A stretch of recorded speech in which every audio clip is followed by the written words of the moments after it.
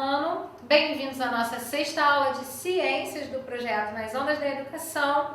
Aqui é a professora Vivian e hoje a gente vai falar um pouquinho sobre a origem e o uso consciente da energia elétrica, assunto das nossas atividades 10 e 12 do caderno pedagógico.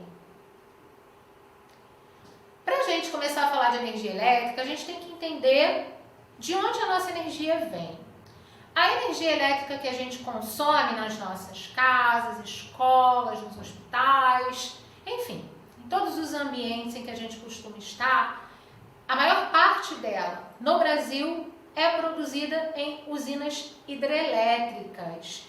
Vamos entender um pouquinho do funcionamento de uma usina hidrelétrica. Para uma usina hidrelétrica ser construída, é necessário que a água seja represada, ou seja, ela vai ficar presa num espaço para que ela tenha condições de passar, de cair para um espaço inferior, que está abaixo dessa represa, dessa água represada. Então a gente pode observar na imagem aqui, essa aqui é a água represada, tá? Aqui é a represa. E a água que fica presa aqui, ela vai sair daqui com uma determinada pressão. E com essa pressão, ela vai passar pelos dutos, esses dutos por onde a água atravessa, e aqui no final ela vai girar as turbinas que se encontram ali dentro do aparelho para converter a energia mecânica do movimento da água em energia elétrica. Daí a energia elétrica sai e vai ser distribuída. Um outro exemplo de usina geradora de energia, que a gente tem também no Brasil e é frequente, não tanto quanto as usinas hidrelétricas, é a usina termoelétrica. Numa termoelétrica, como o próprio nome sugere, termotemperatura, a energia vai ser formada a partir do calor. Como assim a partir do calor? Como vai se formar a energia numa termoelétrica? Como ela vai se transformar? Primeiro, existe um aparelho que é chamado de radiador que vai puxar a água do rio, a água fria. Esse radiador vai direcionar essa água fria para caldeiras, onde a água vai ser aquecida. E como a água é aquecida? Ali nas caldeiras é utilizado combustível, diesel, óleo, carvão, para aquecer a água. Por isso que a gente costuma dizer que as usinas termoelétricas, elas geram um impacto para o meio ambiente, maior do que das hidrelétricas em alguns casos, porque é necessário o uso desses combustíveis, a queima desses combustíveis, e isso gera gases que são liberados para a atmosfera. E aí nessas caldeiras, a água é aquecida e vira vapor. O vapor d'água vai viajar até as turbinas e é ele que vai gerar essa energia mecânica para movimentar a turbina e converter essa energia mecânica em energia elétrica. Uma vez que esse vapor vai passar por ali, ele vai retornar até chegar de volta ao radiador, tá? E aí ali a gente vai eliminar a água quente nos rios. Dois problemas. Um eu já falei, a produção de poluentes por causa da queima dos combustíveis para aquecer a água. E o segundo, a água quente jogada de volta no rio. Isso pode gerar o que nós chamamos de poluição térmica, porque vai aumentar a água do rio naquele ambiente e os animais, os seres vivos de forma geral, que habitam o rio, eles podem não se adaptar a essa mudança de temperatura. Então isso também gera um impacto ambiental.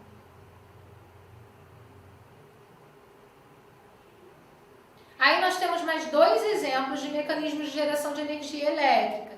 Esses dois são mais sustentáveis do que as hidrelétricas e as termoelétricas. Mas, professora, lá atrás você falou pra gente que as hidrelétricas também eram fontes renováveis de energia e tal. Ok, elas são renováveis porque a água vai estar passando por ali direto e vai estar gerando energia a partir do movimento da água. Mas para montar uma hidrelétrica, como a gente viu, gera-se um impacto ambiental, porque a gente tem que alagar uma região, formar uma represa.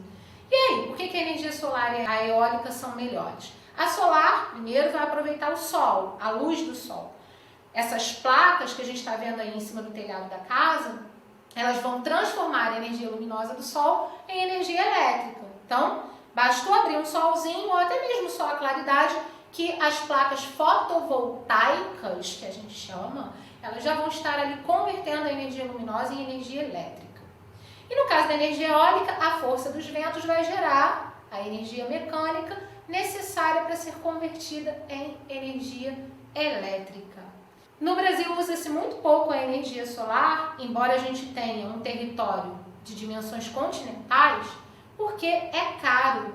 Para a gente instalar essas placas fotovoltaicas é bastante caro. Então, por conta disso que nem todo mundo consegue aderir a essa forma de produção de energia elétrica. E muito se fala sobre consumo consciente de energia, por que a gente tem que economizar energia elétrica, se tem tanta forma de gerar energia, por que a gente tem que ficar com essa preocupação? Primeiro, se eu economizo, eu gasto menos, né, gente? O custo da conta vai diminuir. Então, a gente tem uma redução, o impacto primeiro no bolso. Além disso, se eu consumo menos energia, eu preciso gerar menos energia.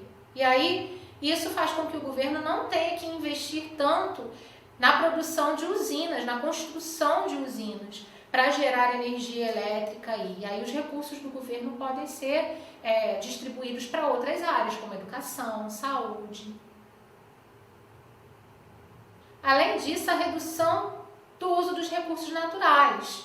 Para eu instalar uma usina de geração de energia, tem um custo de recursos naturais também, tem um impacto, né, que nós já vimos. Então, se eu reduzo o consumo, eu tenho uma necessidade menor de gerar energia e automaticamente esse impacto vai diminuir. A redução do impacto ambiental que a gente acabou de falar.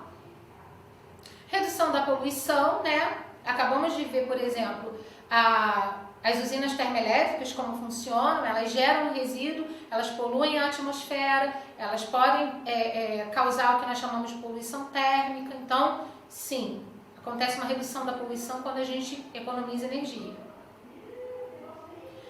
E a redução do uso de água para a produção de energia, porque a gente viu que em mais de um mecanismo de produção, tanto nas hidrelétricas quanto nas termoelétricas, a gente utiliza a água aí. Então, é uma forma de economizar água também. O que eu posso fazer, professora, para diminuir o meu impacto, para reduzir o meu consumo? Algumas atitudes aí no nosso cotidiano já ajudam, tá, pessoal? Por exemplo, apagar as lâmpadas se elas estiverem acesas à toa no cômodo. É sempre uma recomendação básica e que a gente acaba esquecendo. Aproveitar o máximo de luz natural para realizar as atividades. Então, enquanto estiver claro lá fora, vamos abrir janela, porta e aproveitar a luz natural. Evitar deixar a porta da geladeira aberta por muito tempo. É comum, às vezes, a gente chegar em casa, abrir a geladeira, ficar ali procurando o que a gente vai beliscar, pensar se a gente bebe água ou não. Isso faz com que a geladeira gaste mais energia para se manter resfriada, né? Tirar os carregadores da tomada. É muito comum a gente largar ali os aparelhos ligados na tomada, achando que eles não estão consumindo energia enquanto estão desligados, né? Mas sim, alguns aparelhos ficam em stand-by, né? E com aquela luzinha acesa ali, a gente pode tirar da tomada, que isso ajuda aí a reduzir o custo. Permanecer no banho apenas pelo tempo necessário, né? Banhos muito longos acabam consumindo muita energia, quando a gente fala aí de chuveiro elétrico.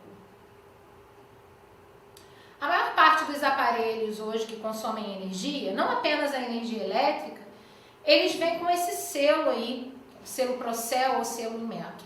A gente vai voltar a falar desse selo mais à frente. Mas por que ele existe hoje? Que é para a gente poder fazer melhores escolhas. Escolher aparelhos que sejam mais econômicos, que nos ajudem nesse consumo consciente de energia. Bom, pessoal, a nossa aula de hoje termina por aqui. Um grande beijo para vocês. Até a próxima. Estuda!